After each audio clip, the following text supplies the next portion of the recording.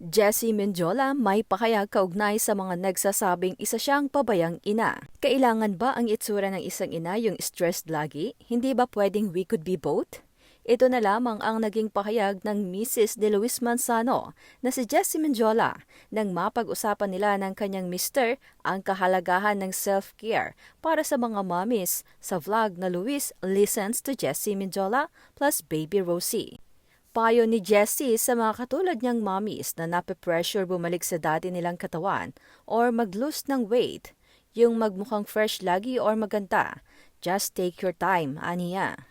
I don't like lang yung pag may mga tao na sinasabi na ay hindi siya mabuting ina kasi lagi siyang maganda o kaya lagi siyang nag-aayos. May ganon. Yung alam mo parang hindi siya hands-on kasi tignan mo ang arte-arte niya. May time siya mag-TikTok, may time siyang magpapayat. Bakit ganon?